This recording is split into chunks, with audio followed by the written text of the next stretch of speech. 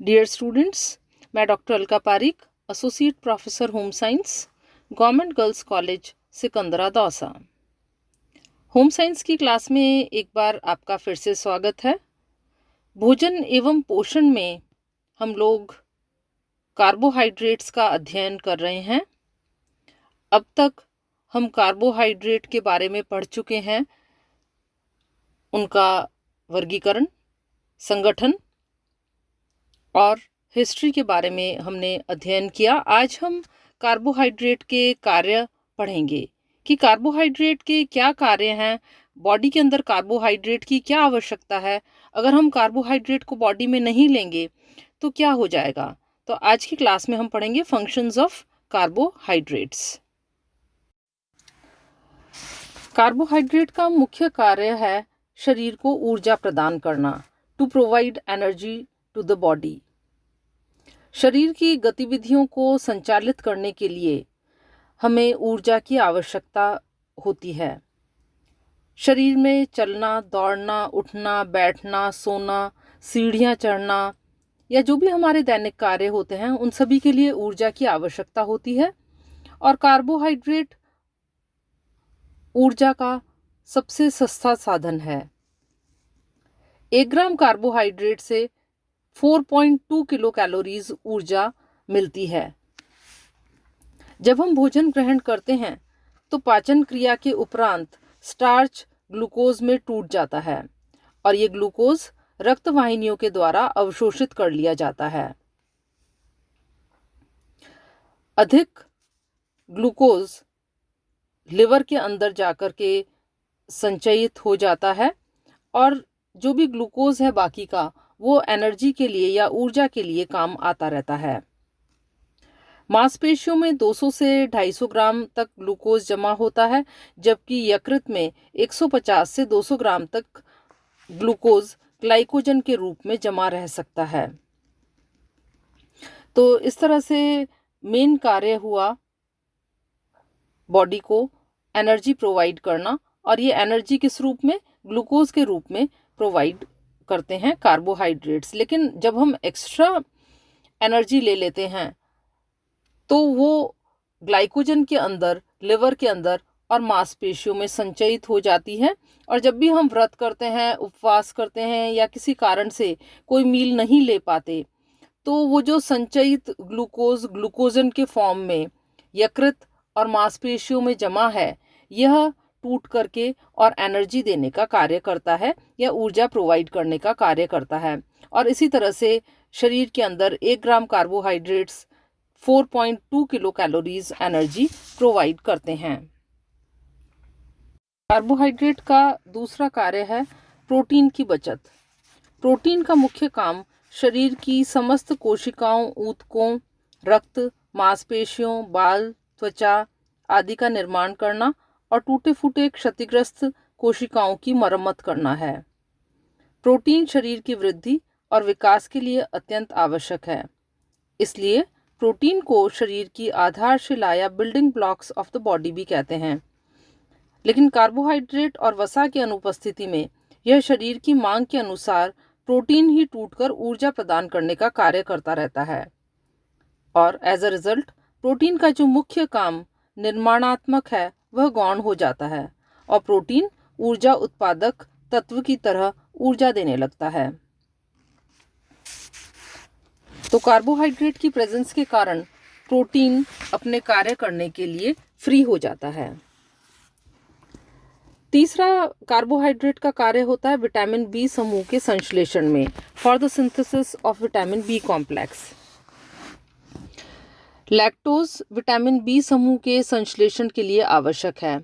मनुष्य के छोटी आंत में कुछ ऐसे जीवाणु उपस्थित होते हैं जो विटामिन बी समूह के संश्लेषण में सहायक होते हैं। इन जीवाणुओं के जीवित रहने और वृद्धि और विकास के लिए ऊर्जा की आवश्यकता होती है। इन्हें यह ऊर्जा लैक्टोज से प्राप्त होती है। और बच्चों, जैसा अपन ने पहले पढ़ा था, लैक्टोज डायसैकेराइड कार्बोज है। लैक्टोज की घुलनशीलता अन्य शर्कराओं की अपेक्षा कम होती है, इसलिए यह देर तक आंतों में उपस्थित रहता है और इस अवधि में विटामिन बी समूह के संश्लेषण में सहायता पहुंचाने वाले जीवाणुओं के भरण पोषण और वृद्धि का कार्य करता है। इस तरह से कार्बोहाइड्रेट अप्रत्यक्ष रूप से विटामिन बी समूह के संश्लेषक के रूप में मुख्य भूमिका अपनी अदा करता है। कैल्शियम के अवशोषण में भी यह सहायक है। कैल्शियम के अवशोषण और उपयोगिता बढ़ाने के लिए लैक्टोज की आवश्यकता पड़ती है। लैक्टोज शर्करा केवल दूध में ही पाया जाता है। दूध में ही कैल्शियम की भी भरपूर मात्रा होती है और इसीलिए लैक्टोज शर्करा कैल्शियम और फास्फोरस का संयोग किया गया है कैल्शियम लैक्टोज शुगर के अंदर। कैल्शियम की अवशोषण क्षमता को बढ़ाने के लिए लैक्टोज अत्यंत आवश्यक होता है। लैक्टेटिंग मदर स्तन्यदान की अवस्था में ग्लूकोज से ही लैक्टोज का निर्माण करती है। पांचवा इसका उपयोग है पाचन संस्थान को स्वस्थ रखने में, to keep healthy digestive system. आहार में रफेज का होना नितांत जरूरी है। रफेज के बारे में हमने पिछली कक्षाओं में भी चर्चा करी थी। रफेज सेल्यूलोज के अंतर्गत ही आता है। हालांकि रफेज का पोषक मूल्य 0 होता है, इस पर पाचक रस का भी कोई प्रभाव नहीं पड़ता। यह अपचनशील होता है, लेकिन पेट को साफ रखने के लिए यह जरूरी होता है। आंतों की क्रमाकुंचन गति को यह बढ़ाता है और भोजन को आगे की ओर सरकाता है। इस प्रकार जो भोज्य पदार्थ जैसे मैदा के कण, चावल के सूक्ष्म कण आदि, ये सब आंतों के चिपक जाते हैं और इसी कारण कब्ज की शिकायत रहती है।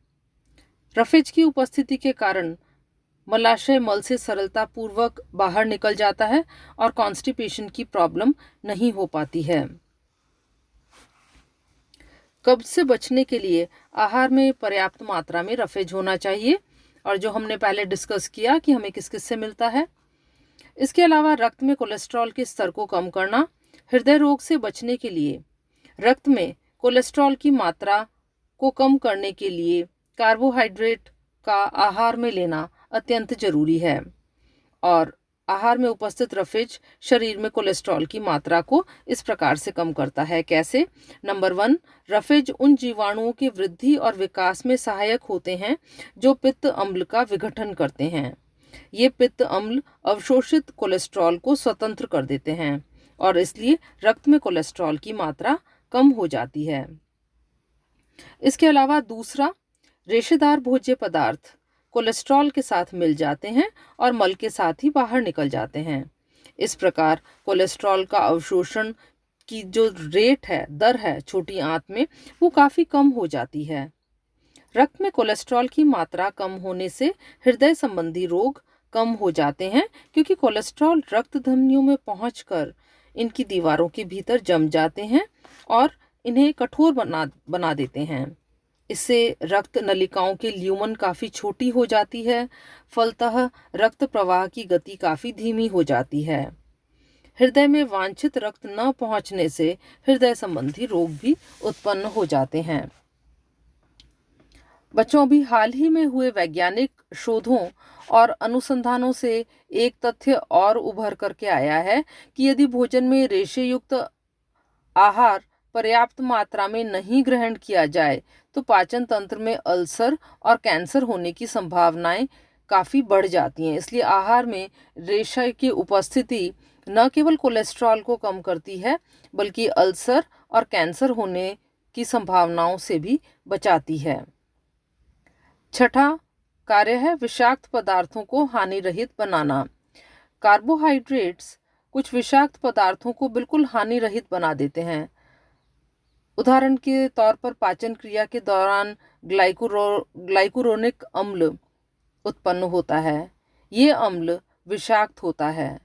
इस अम्ल को कार्बोहाइड्रेट फेनोलिक हाइड्रोक्साइलिक समूह के साथ मिला देता है, जिससे ग्लाइकुरोनिक अम्ल का विषैला प्रभाव नष्ट हो जाता है। तो इस तरह से ये शरीर के अंदर जो विषाक्त पदार्थ हैं उनसे भी हमारे शरीर की रक्षा करता है। सातवां इसका यूज है यकृत को स्वस्थ रखने के अंदर, टू कीप हेल्दी लिवर। यकृत को स्वस्थ बनाए रखने में कार्बोहाइड्रेट्स की अहम भूमिका होती है। यकृत विषैले और हानिकारक जीवाणुओं का नाश ग्लाइकोजन की उपस्थिति में ही करता है। यदि रक्त में ग्लाइकोजन की भरपूर मात्रा नहीं होती तो विषैले पदार्थ, हानिकारक जीवाणु आदि जैविक अंगों के मुख्य तंतु तक पहुंचकर उन्हें क्षतिग्रस्त कर सकते हैं। फलतः व्यक्ति रोगी हो सकता है। इसलिए रक्त में उच्च ग्लाइकोजन स्तर को बनाए रखना अत्यंत आवश्यक है, जो कि कार्बोहाइड्रेट्स को एम्पल अमाउंट में कंज्यूम करके हम कर सकते हैं। नाइन्थ है नाड़ी संस्थान को स्वस्थ रखने में, to keep healthy nervous system. केंद्रीय नाड़ी संस्थान और मस्तिष्क, जो कि हमारे शरीर के सबसे महत्वपूर्ण भाग हैं, इनको स्वस्थ बनाए रखने के लिए ग्लूकोज नितांत जरूरी है। हर सेकंड मस्तिष्क और नाड़ियों को ग्लूकोज की आवश्यकता पड़ती है। यदि कुछ क्षण के लिए भी मस्तिष्क और नाड़ियों को ग्लूकोज नहीं मिले तो मस्तिष्क को नुकसान हो सकता है। नाड़ी विकार के लक्षण भी प्रकट हो जाते हैं। तो इस तरह से कार्बोहाइड्रेट हमारे नाड़ी संस्थान को यानी नर्वस सिस्टम को हेल्दी रखने में भी सहायक है। तो बच्चों, आज की क्लास में हमने कार्बोहाइड्रेट के कार्य पढ़े और इसके अंतर्गत हमने पढ़ा कार्बोहाइड्रेट का पहला कार्य शरीर को ऊर्जा प्रदान करना, प्रोटीन की बचत करना, विटामिन बी समूह के संश्लेषण में यह सहायक है, कैल्शियम के अवशोषण के लिए आवश्यक है, पाचन तंत्र को स्वस्थ बनाए रखने के लिए जरूरी है, रक्त में कोलेस्ट्रॉल के स्तर को कम करने के लिए आवश्यक है, विषाक्त पदार्थों को हानि रहित बनाने का कार्य करता है, यकृत को स्वस्थ रखने में और साथ ही नाड़ी संस्थान के स्वास्थ्य के लिए भी कार्बोहाइड्रेट अत्यंत आवश्यक है। Thank you for patient hearing and attention.